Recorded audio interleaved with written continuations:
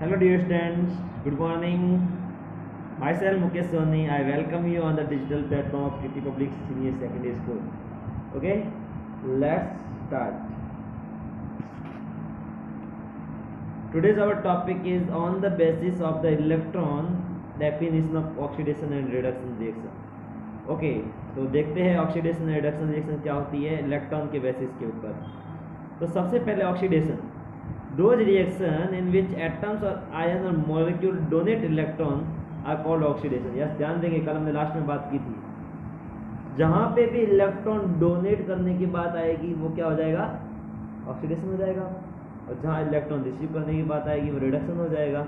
Okay,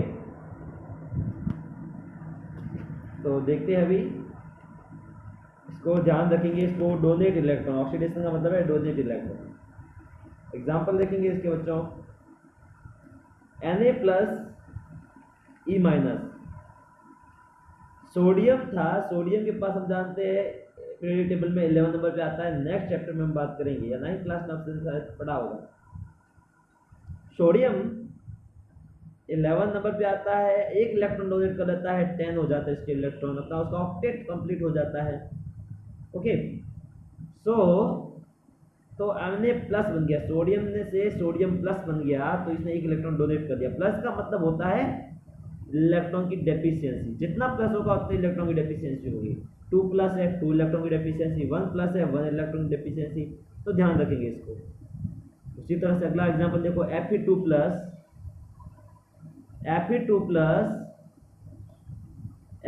plus convert हो गया Fe3 plus में, है ना, Fe2 प्लस Fe3 प्लस में कन्वर्ट हो गया। इसका मतलब क्या हुआ, पहले 2 इलेक्ट्रॉन की कमी थी, अब 3 इलेक्ट्रॉन की कमी हो गई, मतलब इलेक्ट्रॉन की कमी बढ़ गई। इलेक्ट्रॉन कमी बढ़ गई, इसका मतलब क्या हुआ, इलेक्ट्रॉन निकल गए बाहर, यही हुआ ना बच्चों इसका मतलब।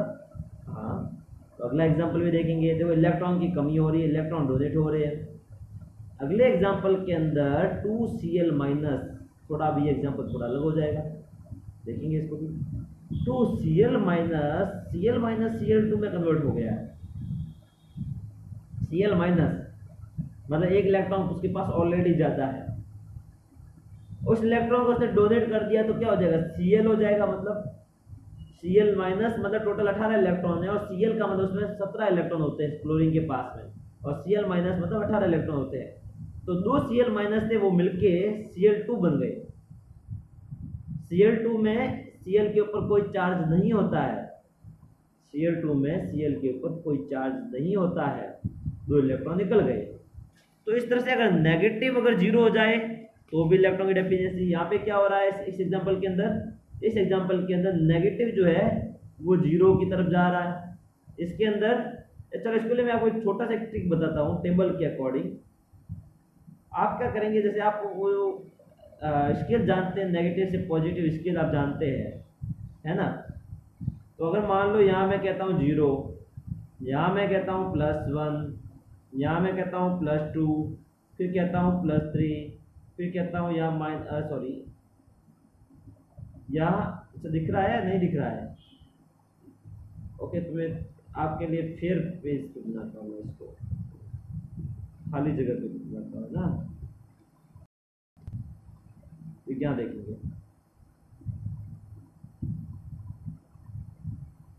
ये स्केल है, स्केल के ऊपर 0 है, +1 है, प्लस ये इसको देख लेंगे अभी, +1 +2 +3 -1 -2 -3 एंड सो ऑन, आगे कंटिन्यू चल रहा है, ये भी आगे कंटिन्यू चल रहा है। तो अब अगर मैं 0 से, अगर जो इलेक्ट्रॉन की डेफिशिएंसी का क्या मतलब हुआ, इलेक्ट्रॉन की डेफिशिएंसी का मतलब मैं होगा इस तरह से, अगर मैं एरो बनाऊं, एरो मैं अगर इस तरह से अगर बनाता हूं, इस तरह से अगर एरो बनाऊं मैं, मतलब -3 से +3 की तरफ, तो इलेक्ट्रॉन की डेफिशिएंसी हो रही है। मान लो किसी को -3 चार्ज था, उसका चार्ज जब -2 हो गया तभी उसने एक इलेक्ट्रॉन डोनेट किया। अब मान लो किसी का चार्ज -2 था और वो +2 हो गया, मतलब कितने इलेक्ट्रॉन डोनेट किए बताओ, 4 इलेक्ट्रॉन डोनेट किए। मान लो किसी के ऊपर चार्ज -1 था और वो +1 हो गया, कितने इलेक्ट्रॉन डोनेट किए, 2 इलेक्ट्रॉन डोनेट किए। -1 से 0, 0 से +1। अब मान लो किसी का चार्ज -1 था, वो 0 हो गया, कितने इलेक्ट्रॉन डोनेट किए? 1 इलेक्ट्रॉन। तो यहाँ पे Cl - 0 हो रहा है Cl2 में, मतलब वहाँ पे 0 चार्ज है, तो वहाँ पे एक इलेक्ट्रॉन कमी हो रही है। समझ में आ रहा है ना? डाउट है तो आप मुझे व्हाट्सएप पे भी पूछ सकते हो, कॉल भी कर सकते हो आप मुझे। ओके, Cl- से 0 हो गया, Cl- से Cl2, दो Cl- है वहाँ पे, दोनों 0 हो गए, दोनों 0 हो गए, क्या करेंगे? कभी कोई एटम कभी फ्री होता है? कभी कोई एटम फ्री एग्जिस्ट नहीं करता है, एटम हमेशा मॉलिक्यूल की फॉर्म में एग्जिस्ट करते हैं। तो दो Cl जो 0 होंगे ना, 0 चार्ज वाले, आपस में मिलकर Cl2 बना लेंगे। ये हम पढ़ रहे थे अभी वहाँ पे। ओके, तो Cl - 1 0 हो गया, और दूसरी तरफ 0 जो है वो +1 की तरफ हो गया। जैसे अभी हमने देखा था Na था, Na के ऊपर चार्ज 0 है, वो +1 हो गया, इलेक्ट्रॉन की कमी हुई। इधर जा रहे एरो का निशान जहाँ मैंने बनाया है वहाँ इलेक्ट्रॉन की कमी हो रही है। उसी तरह आयरन की बात की थी हमने, आयरन Fe2+ था, ऊपर +3 हो गया, मतलब क्या हुआ? इलेक्ट्रॉन की कमी हो गई। सेम। अब अगला रिडक्शन में समझेंगे हम, देखो। तो ये हो गया आपका ऑक्सीडेशन। ऑक्सीडेशन में यही सब है, ये सब मैंने आपको समझा दिया है। मतलब कोई अगर in the same manner reduction देखो अभी,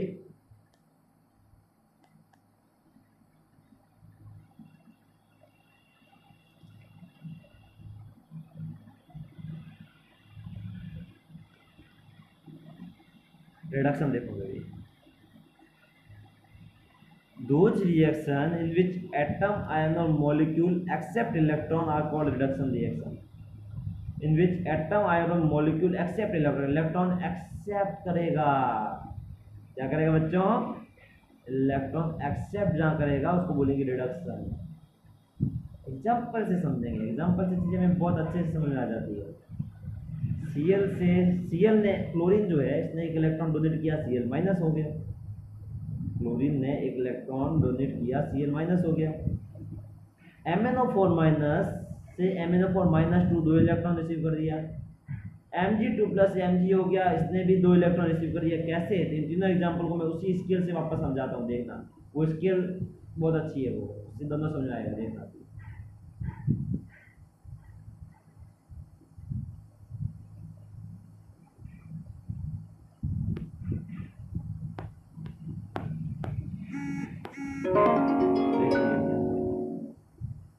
देखो इसमें देखो,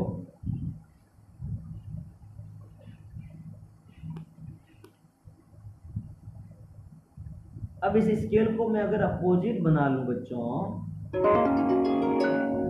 अगर मैं इस स्केल को अपोजिट साइड में अगर बना दूं,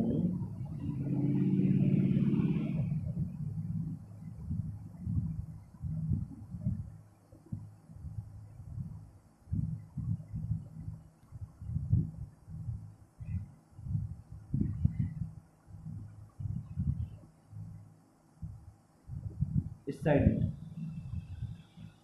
तो क्या हो जाएगा? रिडक्शन होगा। कैसे?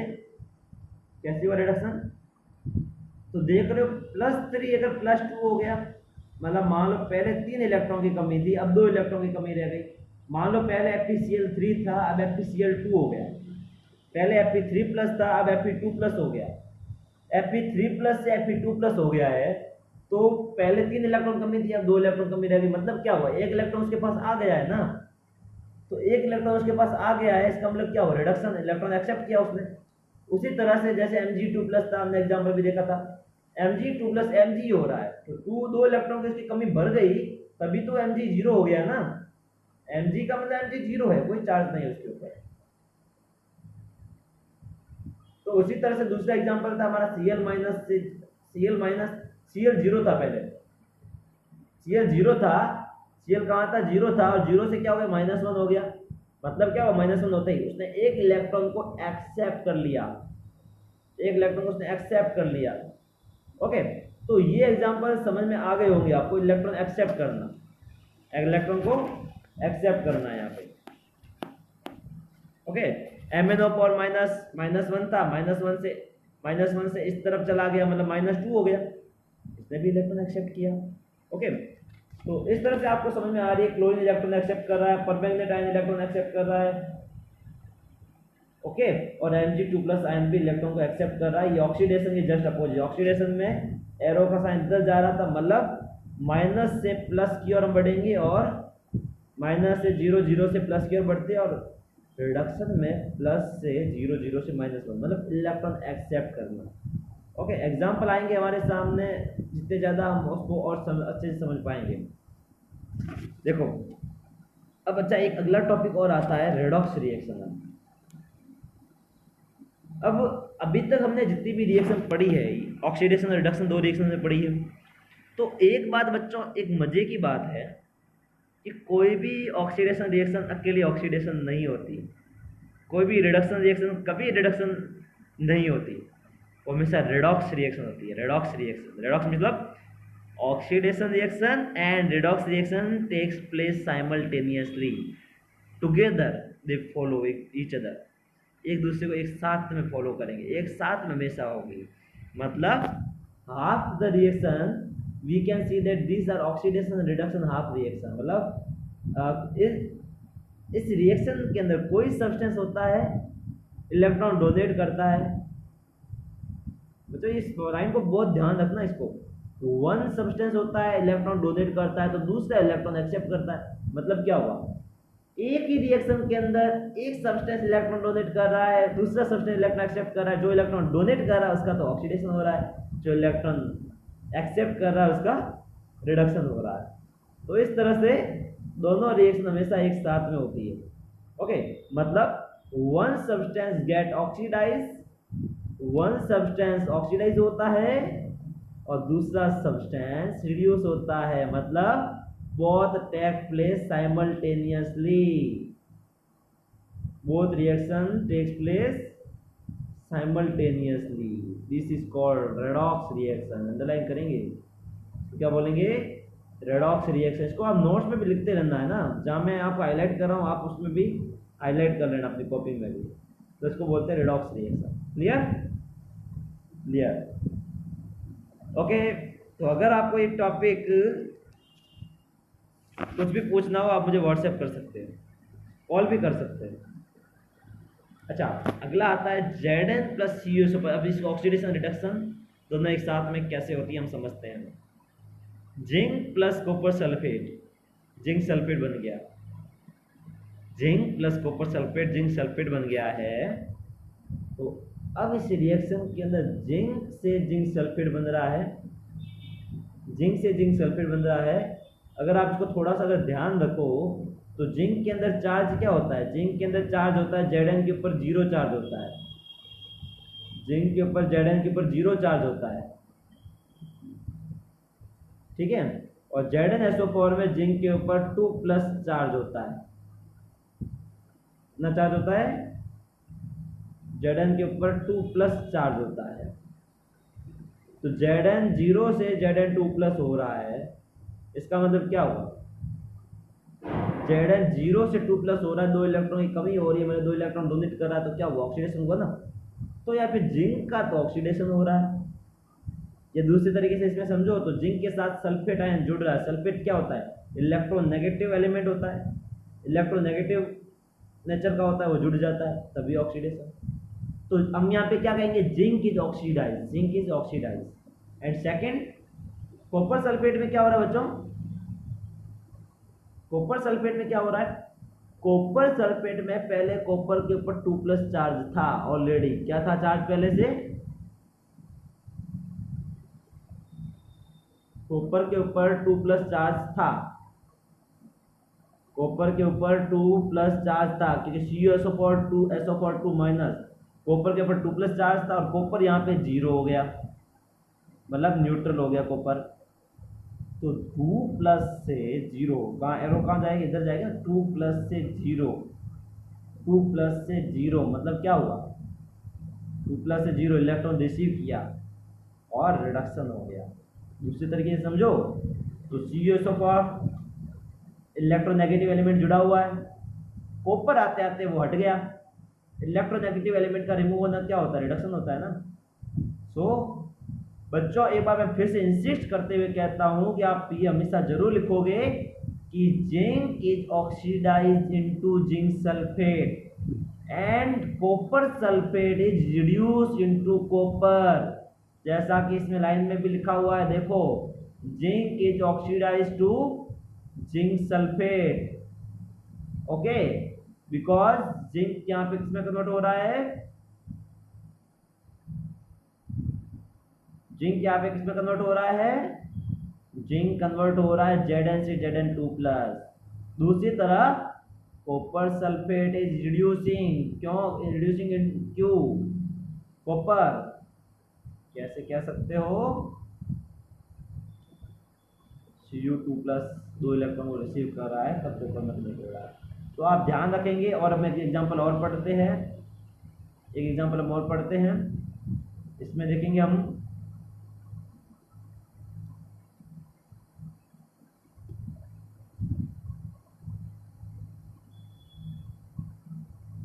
ओके देखेंगे बच्चों,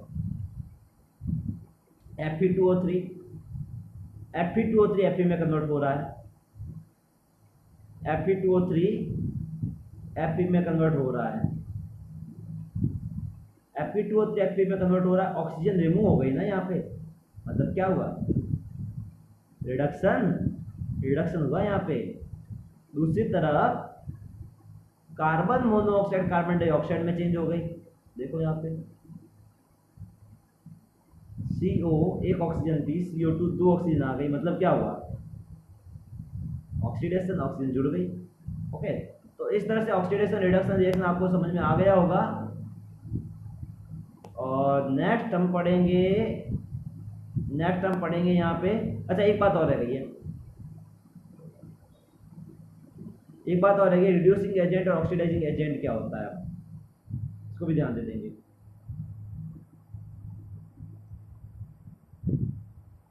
इन this reaction substance which oxidise donate electron, जो सब्सटेंस ऑक्सीडाइज हो जाता है, इलेक्ट्रॉन डोनेट करता है। और दूसरा क्या होता है, रिड्यूस होता है।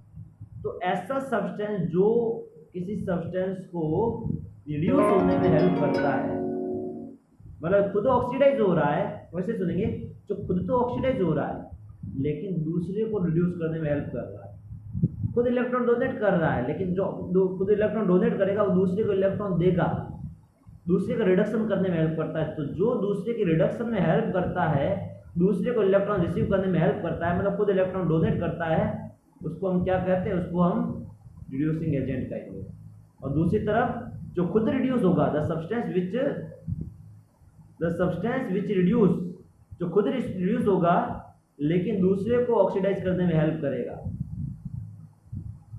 दूसरे को ऑक्सीडाइज होने में हेल्प करेगा, मतलब दूसरे को इलेक्ट्रॉन देने में हेल्प करेगा। मतलब क्या होगा, मतलब खुद इलेक्ट्रॉन रिसीव करेगा ना, दूसरे को इलेक्ट्रॉन देने में हेल्प करेगा।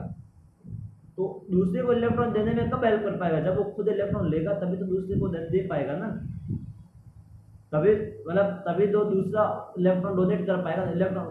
इलेक्ट्रॉन दूसरा सब्सटेंस इलेक्ट्रॉन डोनेट करेगा तो उसको रिसीव कौन करेगा, तो जो रिसीव करेगा वो क्या हो जाएगा, ऑक्सीडाइजिंग एजेंट, मतलब जो ऑक्सीडेशन में हेल्प करता है। ऑक्सीडेशन मतलब जो इलेक्ट्रॉन डोनेट करता है, और इलेक्ट्रॉन डोनेट करता है तो दूसरा इलेक्ट्रॉन एक्सेप्ट करने वाला होना चाहिए वहाँ पे, तो उसको बोलेंगे ऑक्सीडाइजिंग एजेंट। तो इलेक्ट्रॉन एक्सेप्ट करने वाला जो होगा यहाँ पे उसको बोलेंगे ऑक्सीडाइजिंग एजेंट। शॉर्ट में लास्ट में देख सकते हो, reducing agent electron donor, oxidizing agent electron acceptor, just opposite. Oxidation में इलेक्ट्रॉन डोनेशन होता है, ऑक्सीडेशन में इलेक्ट्रॉन डोनेशन होता है, जबकि ऑक्सीडाइजिंग एजेंट में इलेक्ट्रॉन एक्सेप्ट होता है। और दूसरी तरफ रिडक्शन में इलेक्ट्रॉन रिसीव होता है, रिड्यूसिंग एजेंट इलेक्ट्रॉन डोनर होता है। कल हम पढ़ेंगे न्यूट्रलाइजेशन रिएक्शन।